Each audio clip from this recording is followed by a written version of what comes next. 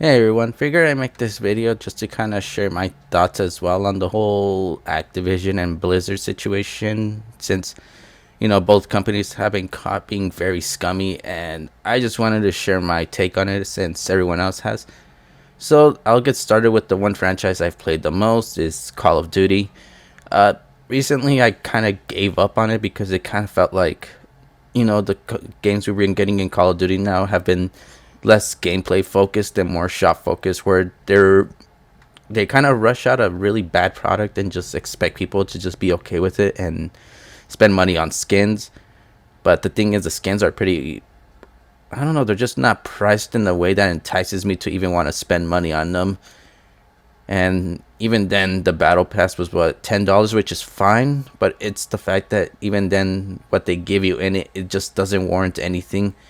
I'd have moments where I would spend the $10, but immediately not even finish the battle pass because, well, at some point I'd fall off on the game and not even bother playing it anymore. But that's not where the main issue lies with Call of Duty. The breaking straw for me was what they recently started doing, with canceling SM2, which was the fan made best of Call of Duty game.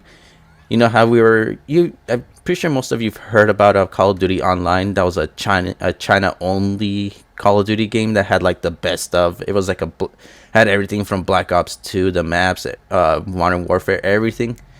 How basically it was a China only thing, and then they shut it down. And for the longest time, I was kind of hoping that they were shutting it down and bringing it over for everyone else, but it never happened. Well, yeah, this was what SM2 was gonna be, but it was just fan made. I think originally they were gonna make it on the 2009 Modern Warfare 2 engine before upgrading it to the Modern Warfare Remastered engine.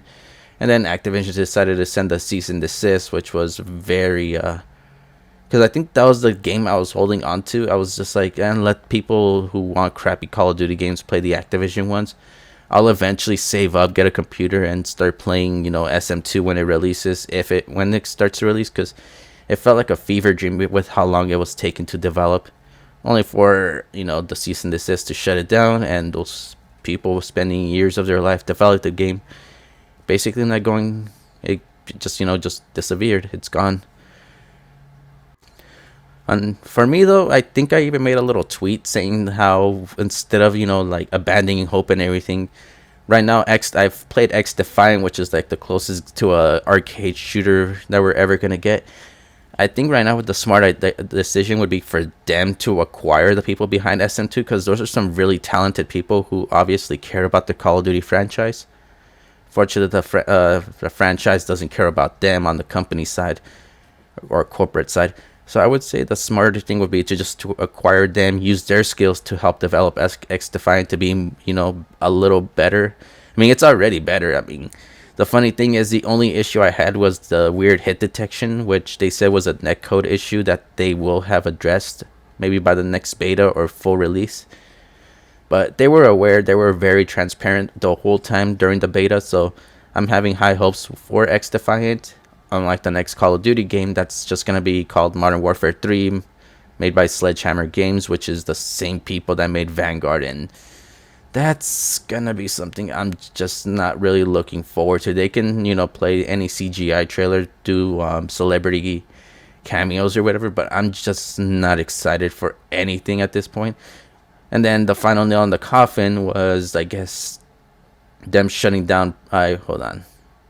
Yeah, so yeah, it was them just shutting down X Labs, which was a PC client to play Modern Warfare.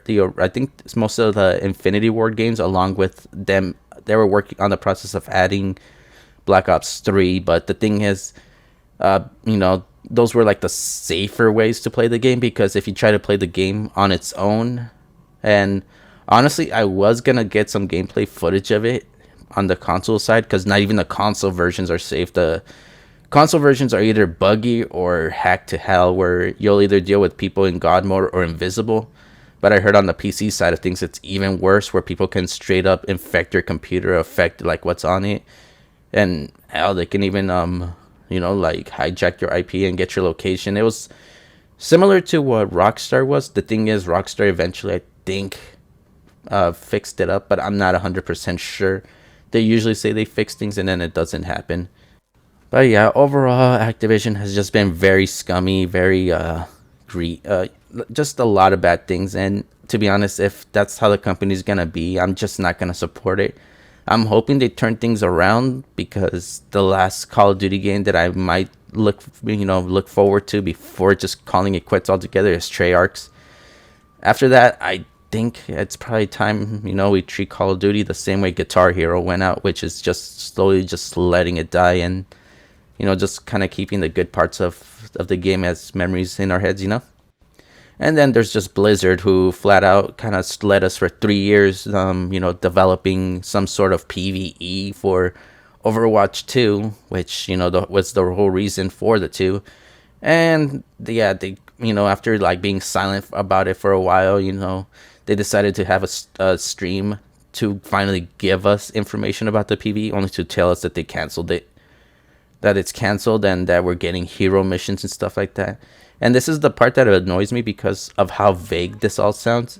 It's more or less the fact that they're straight up saying, yeah, what we promised you isn't going to happen. But because of the vagueness of it, there are people that are still like fanboying over them, saying they didn't cancel it. They're just saying they're going to give us the same thing, just more watered down. Or no, they never mentioned that it's watered down. They're just saying, oh, we're still getting it. We're still getting hero missions and replayability and all that. And it's just like, no, we're not. They're trying to be corporate and vague about it. But yeah, Overwatch 1 was dying for me because of lack of content. And then I tolerated Overwatch 2 because I thought we were getting extra content. And we're getting the PvE. And it just looks like we're not getting those at all. So I basically got spit in the face, got a middle finger, got almost every bad thing you could think of from Blizzard because, well, they straight up lied to us. They wasted my time, because I did buy the battle pass, and it wasn't because, oh, I'm going to support this game because it was fun, but it was so I could have time to get skins, try out the new heroes, because I thought, eventually when the PvE comes out, they're going to have their own abilities, and I wanted to, get a hang of them base wise before I start, using skill trees and stuff like that to eventually. But I don't know, it's like the more I ramble on it, the more it just kills my hype. The footage you're seeing now is just me playing Dead by Daylight, I believe. I started playing Dead by Daylight and Fortnite more because from the looks of it, those games feel more like they care about the people they're trying to get money from. Fortnite was actually pretty fun. I've been playing it a bit and just getting... I think I only got 2 wins out of the few hours I've played it, which... the fact that I've played it for a few hours already says a lot. And as for Dead by Daylight, the funny thing is, I think I was annoyed playing it because of the skill check part of it, where it was set to R1 or L2 or something, and sometimes I couldn't push it fast enough. So I set it to L3, which is the stick they use to look around. And the funny part about that is I eventually got that new PlayStation Edge controller that has like a back button part. I put a little back button, and that actually made doing skill checks more tolerable, which in turn made playing Survivor a little better. It took me a while to get used to it, but I do actually like this game, even if most of the time I have no one to talk to. But yeah, that's pretty much just the whole thing with this thing is, yeah, Activision and Blizzard were scummy. They finally decided to, be corporate. I don't know. They just went full blown corporate, where they just kind of spit in the face of the people that supported their products. And, only the diehard fans are going to be sticking around. I was one of them, but at some point when you start playing other games that, don't treat you like shit, you start to realize that, maybe the ones that are treating you badly, there's no point in supporting them if they're just going to just see you as a walking wallet or something. They don't see you as like a fan base. They don't see you sticking around in the long term. They just want to milk you for as much as you can, and then if you bounce and there's still plenty of diehard fans around, they don't care. So yeah, I'm gonna be playing other games. I think Wayfinders, I hope I can get into it because I signed up for the beta. The beta got delayed, and I've been checking my email and nothing. I believe as of the recording of this video, the PlayStation Showcase should be coming around, and that's another thing I'm going to be looking forward to because like I said, I don't play the same games for too long. I mean, I just experiment with other games, and that's the best part about all this. But yeah, it's just saddening what's become of Activision and Blizzard, to the point that I don't even care. Playing only on PlayStation at this point. I don't care if Microsoft acquires them, because yeah, they just kind of made it scummy. Like, it's just, I don't know. It's a sad thing, when you put that much time into a franchise, and they just treat you like crap very slowly. Because it started with I think Black Ops 2, when they started introducing those $2 skin packs. It went from that to $20 skin packs, or $20 outfits that only apply to one character or one gun. And yeah, they basically just want to milk the franchise at this point, and it's obvious. And I'm not going to be a part of it.